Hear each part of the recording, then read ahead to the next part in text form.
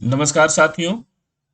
आज इस live session में हम लोग समझेंगे कि किस तरीके से जब रिजल्ट्स आपकी नए तरीके से मोस्ट प्रोबेबली कल पब्लिश्ड हो जाएगी, नई रैंकिंग आ जाएगी और इसके बाद आप जब प्लान करेंगे कि हमें काउंसलिंग में जाना है तो आपको ये भी समझना होगा कि आपके नंबर्स, आपका रैंक और फिर आपने कितना अटेम्प्ट अभी तक आपने एग्जामिनेशन में लगाया है। इनफैक्ट वो थर्ड ड्रॉप है, सेकेंड ड्रॉप है या फोर्थ ड्रॉप है, क्योंकि ये सवाल सबसे ज्यादा इस बार इंपॉर्टेंट है उन तमाम पेरेंट्स और बच्चों के लिए जिन बच्चों के नंबर्स ऐसी जगह पर आकर फंसा है जहां पर बच्चों को गवर्नमेंट एमबीबीएस की सीट मिलने की गुंजाइश थोड़ी कम दिखती है। तो अब ये समझना होगा हमें कि आखिर अब ऐसे कंडीशन में हमें क्या करना चाहिए। तो देखिए, इस वीडियो में मैं बहुत अच्छी आपको जानकारी देने वाला हूं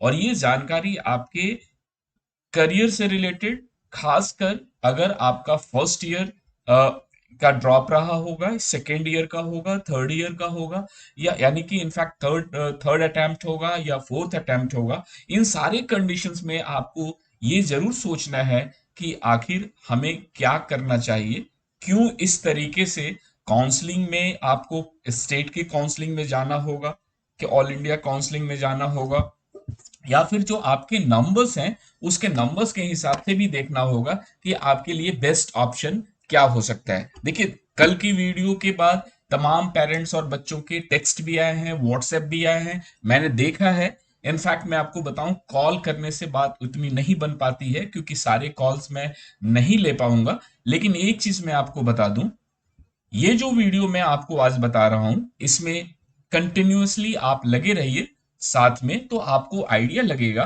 कि आपका अपना करियर गोल कैसे बना सकते हैं और क्या सेट कर सकते हैं, क्योंकि ये सबसे ज्यादा कंफ्यूजिंग पोजीशन है। और आपको ये भी पता है कि सुप्रीम कोर्ट ने जो अपनी हियरिंग में इंफॉर्मेशन दी और उसके बाद 5 मार्क्स का लगभग 2-3 ऐसे अपडेट्स हैं जो आपको इम्पैक्ट देगा इस बार का कल वाले मोस्ट प्रोबेबली रैंक में। क्योंकि ये जो रिजल्ट्स है आपको अब ये तीसरी बार अनाउंस होने जा रहा है। एनटीए ने सबसे पहले 4 जून को दिया था।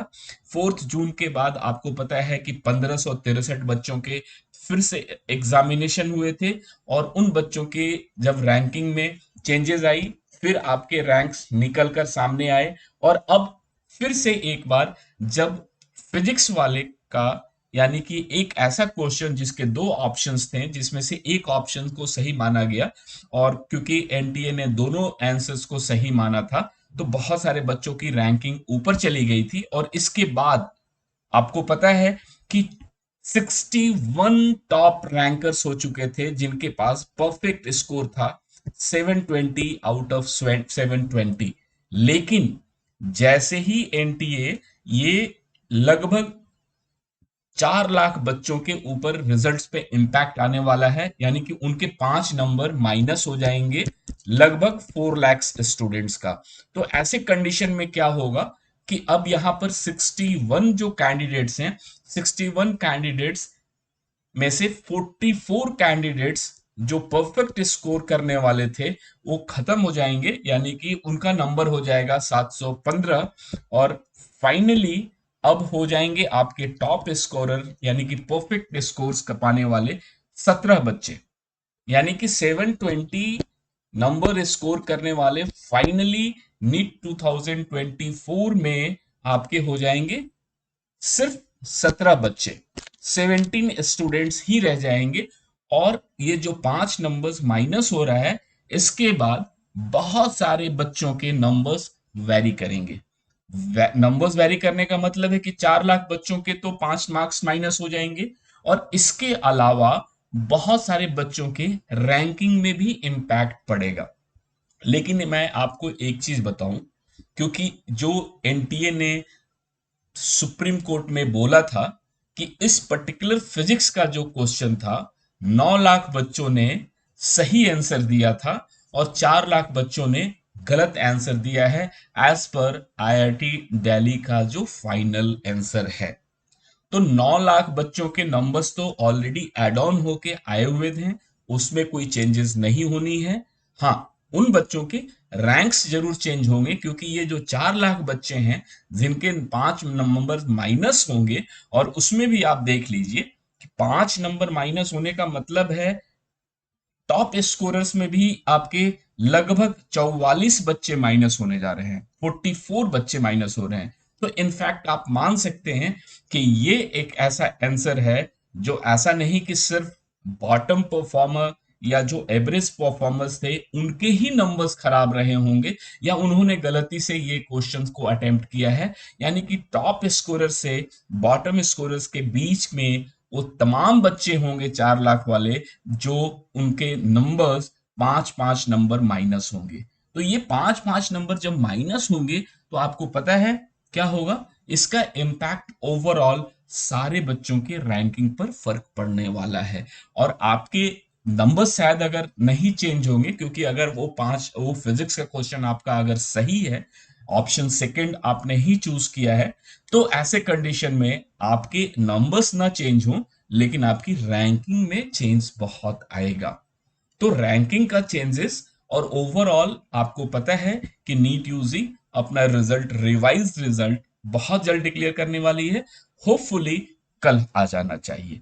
तो कल जैसे आएगा तो मुझे लगता है पैरेलली आपके वो नंबर्स भी आएंगे, यानी कि आपका नंबर आएगा काउंसलिंग में पार्टिसिपेट करने के लिए।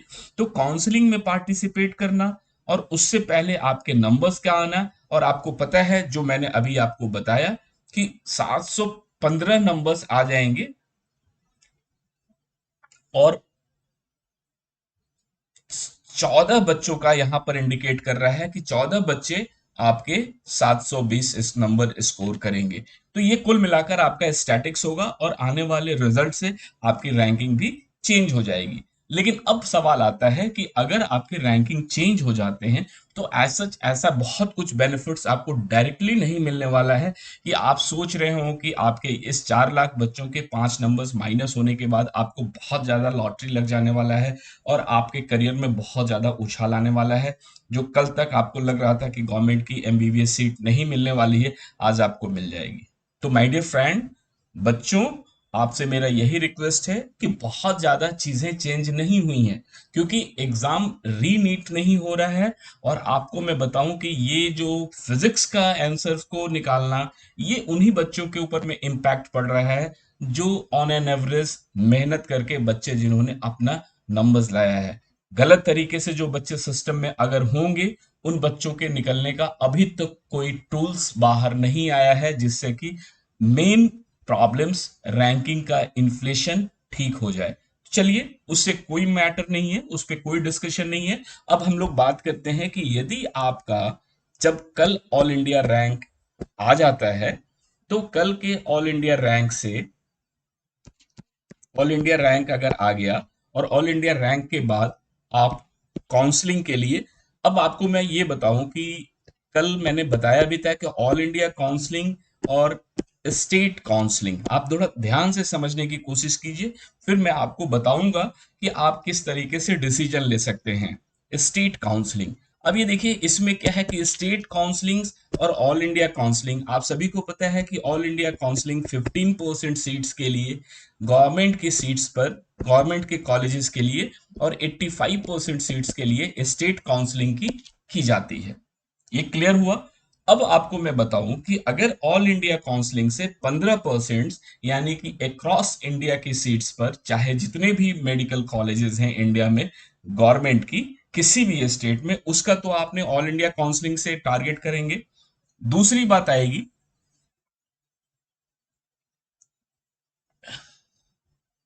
दूसरी बात आएगी स्टेट काउंसलिंग में। अब देखिए स्टेट काउंसलिंग में हर एक स्टेट्स की अपनी कट ऑफ है, क्योंकि हर स्टेट्स में कट ऑफ क्यों वैरी करता है ये भी आपको पता है कि उस स्टेट में कितने गवर्नमेंट की सीट्स हैं, यानी कि एमबीबीएस की कितनी सीट है, बीडीएस की कितनी सीट है, या बीएससी नर्सिंग की कितनी सीट्स हैं। इसके चलते, क्योंकि नंबर ऑफ टोटल पार्टिसिपेंट्स और नंबर ऑफ पार्टिसिपेंट्स आपके स्टेट का क्वालिफाइंग, यानी कि आपके स्टेट की जो डोमिसाइल है, और आपके स्टेट में कितना एमबीबीएस की सीट है, इन सारी चीजों के ऊपर डिपेंड कर रहा है कि आपका कट ऑफ कहाँ जाता है। क्योंकि हर एक स्टेट का कट ऑफ वैरी करता है। राजस्थान का वैरी करता है, यूपी का अलग है, बिहार का अलग है, झारखंड का अलग है, कर्नाटका का अलग है, तमिलनाडु का अलग है। और कल की वीडियो में मैंने आप सभी को बताया था कि आपने देखा होगा कि हर एक स्टेट की कट ऑफ में कितना वेरिएशन है। तो जिस स्टेट का कट ऑफ हायर साइड में है, वहां के बच्चों को तो ऑल इंडिया काउंसलिंग से शायद कुछ बेनिफिट्स मिल जाए। अदरवाइज अगर जिस स्टेट्स का और ऑल इंडिया का कट ऑफ लगभग एट पार है, वहां के बच्चों को तो ऑल इंडिया काउंसलिंग और स्टेट काउंसलिंग में पार्टिसिपेट करना होगा। अब आते हैं हम लोग नेक्स्ट, कि यदि आपको ऑल इंडिया काउंसलिंग और स्टेट काउंसलिंग में जाने के बाद आपको अगर ये आइडिया नहीं लग पा रहा है कि अब आप क्या करें, क्योंकि आपका जो नंबर है, अगर सपोज आपका कैटेगरी ओपन है, एक मिनट, अगर आपकी कैटेगरी ओपन, ईडब्ल्यूएस या ओबीसी है सपोज, तो ये तीन कैटेगरीज के बच्चों के लिए मैंने आपको बताया कि अगर आप 650 के आसपास नंबर स्कोर करते हैं, और मैं ये किस स्टेट के बच्चों की बात कर रहा हूं, मैं बात कर रहा हूं आपके north India, central India, eastern part के स्टेट्स की बात कर रहा हूं। साउदर्न पार्ट में लगभग 600 नंबर्स की बात होगी। अब देखिए इस 650 में महाराष्ट्र है, राजस्थान है, यूपी है, कर्नाटक, ये बिहार है, वेस्ट बंगाल है, उड़ीसा है। ऐसे स्टेट्स में इन तीन कैटेगरी के बच्चों के लिए, और इन्हीं स्टेट्स में अगर मैं बात करूं एससी और एसटी की, तो उनके नंबर्स अगर 600 और 550 के बीच में है, उनको तो शायद उम्मीद हो कि स्टेट या ऑल इंडिया काउंसलिंग से उनको कोई सीट मिल जाए एमबीबीएस की। लेकिन अगर आपको एमबीबीएस की सीट अगर ऑल इंडिया काउंसलिंग से या स्टेट काउंसलिंग से नहीं मिलता है, तो आपके पास क्या ऑप्शन बचता है? अब आपके पास ऑप्शन जो बचता है वो आप समझें।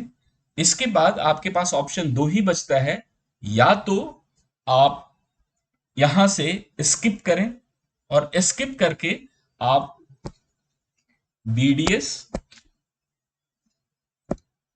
बीएससी नर्सिंग या आयुष, इन वर्टिकल्स के लिए आप प्लान करें। लेकिन मैं आपको बताऊं कि बहुत सारे ऐसे बच्चे हैं जो 100% डिटरमाइंड है कि उन्हें सिर्फ अपने करियर में एमबीबीएस में ही एडमिशन लेना है, बीडीएस, बीएससी नर्सिंग, आयुष नहीं करना है। तो ऐसे बच्चों के लिए आप बहुत ज्यादा प्रेशर नहीं दे सकते हैं, क्योंकि पेरेंट्स और बच्चों को, मैं आपको इनके साइकोलॉजी को आपको समझना होगा। क्योंकि जब 3 साल 4 साल जब बच्चे लगाते हैं, और उसके बावजूद अगर इस साल नीट 2024 में स्टैंड कर रहे हो, और उनको ऐसा लग रहा हो कि इस पूरे सुप्रीम कोर्ट की जजमेंट के बाद आपको ये पोजीशन या बेनिफिट्स नहीं मिल पा रहा है कि एमबीबीएस की गवर्नमेंट की सीट मिले, तो बहुत हार्ड एंड टफ डिसीजन होता है कि आप अपनी प्लानिंग शिफ्ट करें बीडीएस, बीएससी नर्सिंग, आयुष में। कहने के लिए बहुत आसान है।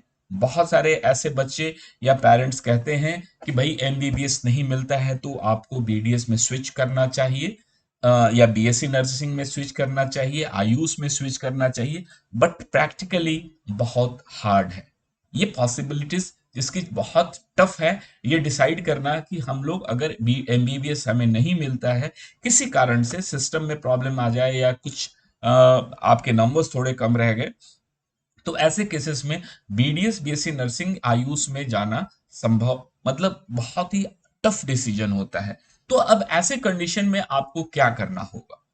तो देखिए ऐसा है कि अगर आपने 100% डिसाइड कर रखा है एमबीबीएस, तो मैं आपको यही बताना चाहता हूं कि 3 साल 4 साल का ड्रॉप कोई बहुत ज्यादा मायने नहीं रखता है।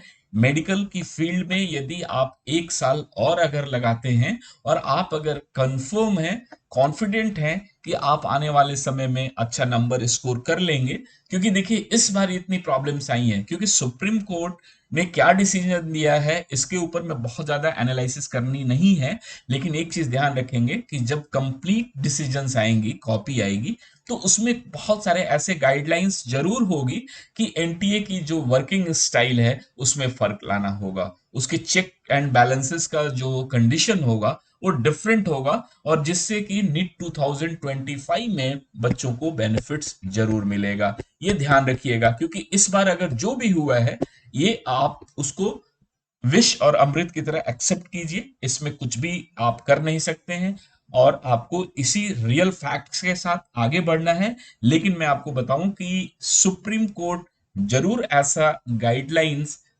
रूल्स इंप्लीमेंट करेगी एनटीए के ऊपर जिससे कि नीट 2025 में बेहतर होगा।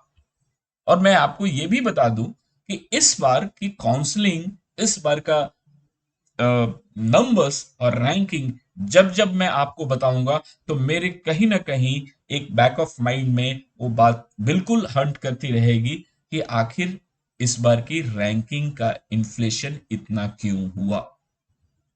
सुप्रीम कोर्ट में एडमिट करने के बावजूद कि 2 जगह पेपर लीक हुआ, लेकिन उसके बावजूद भी मैं आपको बताऊं ये मुझे बिल्कुल हर्ट करता रहेगा कि आखिर रैंकिंग इतनी खराब क्यों हो गई बच्चों की। क्योंकि बहुत सारे बच्चे ऐसे टैलेंटेड और स्कॉलर्स बच्चे हैं जो इस बार चूक जाएंगे काउंसलिंग में, जिन्हें गवर्नमेंट की एमबीबीएस सीट नहीं मिलेगी। फिर भी जिन बच्चों, जो बच्चे लकी हैं जिन्हें इस बार ये गवर्नमेंट की सीट मिलने की गुंजाइश है और जो उनके cut off up to mark हैं, उनके लिए बेस्ट विशेस, उनके लिए मेरी सर्विसेज बिल्कुल आपके साथ हूं मैं। लेकिन ये थोड़ा सा दुख जरूर होगा कि बहुत सारे बच्चे इस बार वंचित रह जाएंगे, वो चूक जाएंगे अपने बेहतर करियर के लिए, यानी कि गवर्नमेंट के एमबीबीएस सीट के लिए। तो चलिए हम लोग फटाफट आगे समझते हैं कि अगर आप वहां पर आने के बाद अगर आपको लगता है कि गवर्नमेंट की एमबीबीएस सीट नहीं मिलती है और आपके नंबर ऑफ अटेम्प्ट्स बहुत ज्यादा हो चुके हैं और आपकी कैटेगरी जनरल, ईडब्ल्यूएस, ओबीसी है, तो ऐसे कंडीशन में यहां पर आपके लिए एक एक्सपेक्टेड नंबर्स है जो इस स्क्रीन पर आपको मैं बता रहा हूं। यानी कि जनरल कैटेगरी में अगर 610 से 615, हार्डली 615, 620 ये नंबर्स अगर आपके हैं, ईडब्ल्यूएस में भी 575, 580 या लगभग टचिंग 590 तक मानकर चल लीजिए, क्योंकि ये वेरिएशंस थोड़ी रह जाएगी, तो 590 तक, या फिर ओबीसी है तो 610 तक, ये नंबर्स अगर आपके हैं तो आपको बीडीएस गवर्नमेंट की सीट मिलने की गुंजाइश रहेगी और आप यहां से अपने कैरियर में कुछ कर सकते हैं। लेकिन एक चीज ध्यान रखेंगे, जो बच्चे और पेरेंट्स अगर ये सोच रहे हैं कि बीडीएस में एडमिशन लेने के बाद आप एमबीबीएस की फिर नेक्स्ट नीट 2025 का एग्जाम देंगे और वहां अगर क्वालिफाई कर जाते हैं तो फिर आप आगे बढ़ जाएंगे और इसे ड्रॉप ले लेंगे, तो पार्शियल ड्रॉप आपके लिए नुकसानदायक होगा। क्योंकि अगर बीडीएस की सीट भी कोर्स में अगर बीच में ड्रॉप लेंगे तो आपको क्या देना होगा, डिसकंटिन्यूएशन बॉन्ड भरना होगा और वो पेमेंट करनी होगी। और अगर पेमेंट के लिए आप रेडी हैं तो कोई दिक्कत नहीं है, आप बीडीएस में भी जा सकते हैं। अदरवाइज डिसकंटिन्यूएशन बॉन्ड आपके गवर्नमेंट सीट पर लगेगी और हर स्टेट का डिसकंटिन्यूएशन बॉन्ड अलग अलग है, ये ध्यान रखेंगे। और डिसकंटिन्यूएशन बॉन्ड के लिए मैंने एक सेपरेट वीडियो बनाया है एमबीबीएस के लिए कि यदि आप किसी स्टेट में, इस स्टेट में डिसकंटिन्यूएशन बॉन्ड यानी कि स्टडी डिसकंटिन्यूएशन बॉन्ड क्या क्या है वो आप जाकर वीडियो देख सकते हैं। रही बात एससी और एसटी के बच्चों के लिए, तो मेरे प्यारे बच्चों आप 495 या एसटी 425 से 430 तक के आसपास का अगर आप स्कोर करते हैं तो आपका बीडीएस मिलने की संभावना है। देखिए ये एक्सपेक्टेड कट ऑफ है, इसे कभी भी 100% श्योर नहीं मानेंगे। ये इंडिकेशंस के लिए मैंने आपको नंबर्स बताए हैं, क्योंकि एक एक नंबर्स पे रैंक का वेरिएशन बहुत ज्यादा है। तो जब आपके रैंक्स आ जाएंगे तो फिर मैं आपको रैंक के हिसाब से कल के बाद की अपनी वीडियोस में आपको मैं शेयर करूंगा, बताऊंगा कि रैंक के हिसाब से आपके क्या पॉसिबिलिटीज बनती है कि आप बीडीएस आपको मिलेगा या नहीं मिलेगा। अच्छा, आप लोगों से एक रिक्वेस्ट है, जो लोग अभी लाइव सेशन में जुड़े हैं, इस लाइव सेशन को एक बार लाइक कर दीजिए, और अभी तक आपने चैनल को सब्सक्राइब नहीं किया है तो फिर मैं आपको कहता हूं चैनल को सब्सक्राइब करना मत भूलिए, सब्सक्राइब कर लीजिए, क्योंकि काउंसलिंग से रिलेटेड सारी जानकारी पूरे टाइम तक मैं आपको इसी प्लेटफॉर्म से दूंगा। किसी भी तरह की कोई भी दिक्कत, परेशानी, डाउट्स, कंफ्यूजन, चॉइस फिलिंग में, रजिस्ट्रेशन में, सिक्योरिटीज या कैटेगरीज कट ऑफ या ऑल इंडिया कट ऑफ, ये सारी जानकारी मैं आपको यहाँ पर दूंगा। तो काउंसलिंग से रिलेटेड सारी जानकारी आपको यहाँ पर मिलेगी, और आप सब्सक्राइब कर लीजिए चैनल्स को, बेल का बटन भी प्रेस कर लीजिएगा, और इनफैक्ट अभी इस लाइव सेशन को एक बार लाइक कर दीजिए। चलिए, बीएमएस की बात मैं करूं, ये भी एक बहुत ज्यादा डिमांडिंग करियर है, क्योंकि अगर बहुत सारे बच्चों को एमबीबीएस नहीं मिलता है तो वो गवर्नमेंट की बीएमएस में आप ट्राई कर सकते हैं। और ये सारे जो कोर्सेज हैं मैं आपको बताऊं, एमबीबीएस और बीडीएस का जो कोर्स है वो आपके इसी काउंसलिंग से होगा, कॉमन काउंसलिंग से होगी, चाहे वो स्टेट की हो या ऑल इंडिया की। लेकिन बीएमएस, आयुष के जितने भी कोर्सेज हैं उनकी काउंसलिंग प्रोसेस अलग है, चाहे वो ऑल इंडिया से हो या स्टेट से हो, उसकी भी डिटेल मैं आपको अलग से बताऊंगा, लेकिन ये इंफॉर्मेशन आपके लिए। अब ओबीसी की बात अगर मैं करूं तो ओबीसी में 600 से 610 के नंबर के आसपास में, एससी और एसटी में देखिए 495 से 500, और एसटी 425 से 430 के आसपास में। ये एक सेफर स्कोर है आपके नीट 2024 के लिए, उन बच्चों के लिए जो बीएमएस का प्लान कर रहे होंगे। इसके बाद बात आती है बीएचएमएस। ये लगभग 515 से 520, ईडब्ल्यूएस 500 से 505, ओबीसी 510 से 515, एससी 450 से 455, एसटी 365 से 370 के आसपास।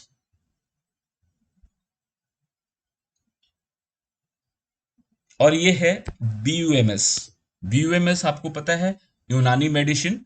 जनरल कैटेगरी में 510 से 515, ईडब्ल्यूएस कैटेगरी में 495 से 500, ओबीसी में 505 से 510, रेहाना पांड्या 546, एससी गुजरात एमबीबीएस। देखिए 546 में आप, माना जा सकता है कि स्टेट काउंसलिंग में आपको कुछ बेनिफिट मिल सकता है, वहां पर आपको चांसेस है। ऑल इंडिया काउंसलिंग से चांसेस कम है कि आपको कोई सीट मिल पाए।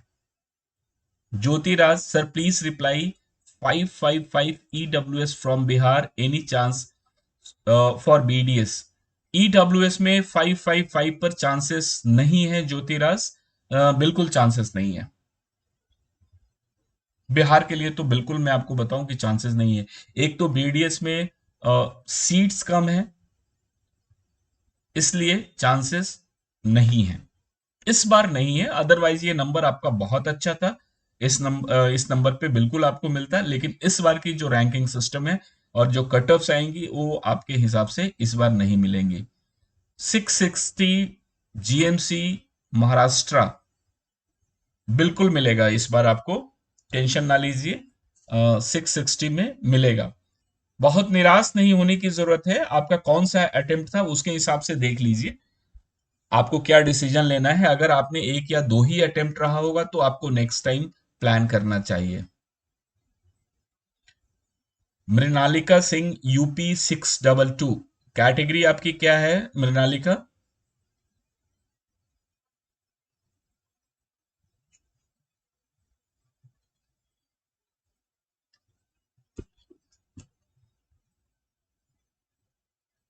525 से SC category UP, any chances? Sorry, नहीं मिल पाएगा। और बिमल कीर्ति ओबीसी 652 जनरल, क्या मिलेगा?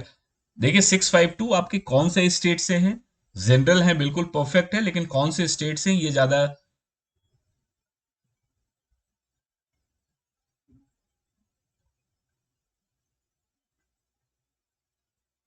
648 झारखंड, 648 झारखंड चांसेस नहीं है, आपको नहीं मिल पाएगा।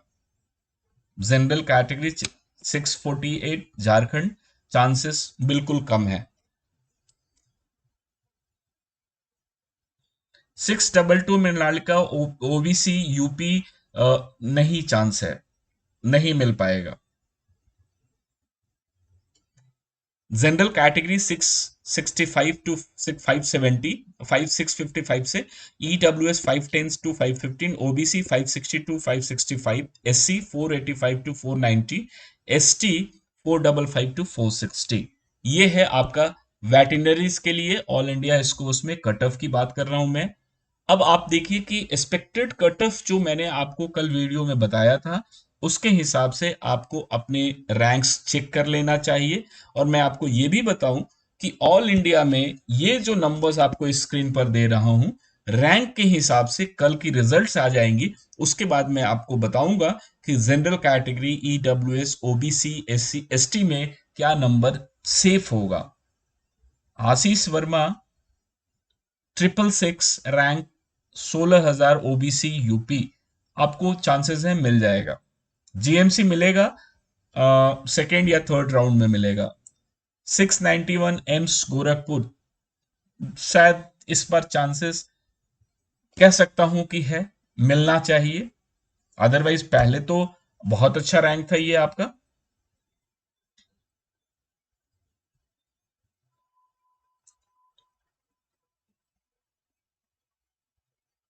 652 जनरल बिहार ऑल इंडिया, देखिए 652 जनरल बिहार, ये नंबर्स थोड़ा सा डाइसी सिचुएशन है, बॉर्डर लाइन का नंबर है।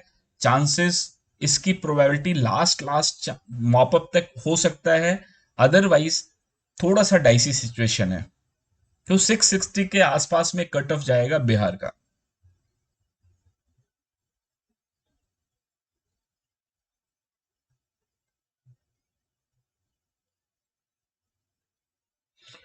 संतोष 691 पर आपको टोटल एम्स डालना ही होगा। आपके लक के ऊपर डिपेंड करेगा आपको कौन सा एम्स मिलेगा, क्योंकि इस बार एम्स के लिए ऊपर में जो नंबर्स हैं वो बहुत सारे बच्चे हैं। तो आपको 691 एक अच्छा नंबर जरूर है, लेकिन आप कोशिश करेंगे अपने इंटरेस्ट के हिसाब से प्रायोरिटी में सारे एम्स डालेंगे, और जो आपका कट ऑफ होगा, जो रैंकिंग सिस्टम होगी, उसके हिसाब से आपको मिलेगा।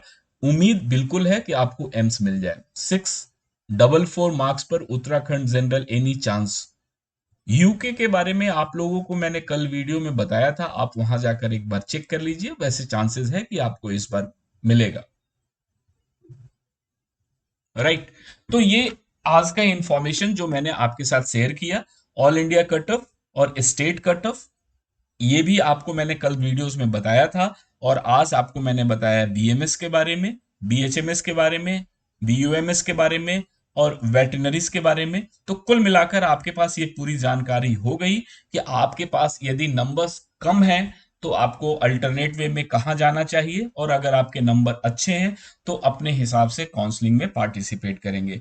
कुल मिलाकर मैं आपको ये इंफॉर्मेशन यही दे रहा हूं कि आप अपने कैरियर के बारे में थोड़ा सा डीपली अंडरस्टैंड कीजिए, और अगर एक साल आपको इंतजार करना हो तो बहुत ज्यादा परेशान होने की जरूरत नहीं है। आप अपनी तैयारी फिर से कीजिए, और जिनके नंबर्स अच्छे हैं, कल के रिजल्ट के बाद हम लोग ranking wise cut off plan करेंगे, किस रैंक पर कौन से कॉलेज और कौन से स्टेट की कट ऑफ जाएगी, ये मैं अपने लाइव सेशन में बताऊंगा। इस चैनल को सब्सक्राइब कर लीजिए, काउंसलिंग की रिलेटेड सारी जानकारी आपको यहां पर मिलेगी। Thank you, good night.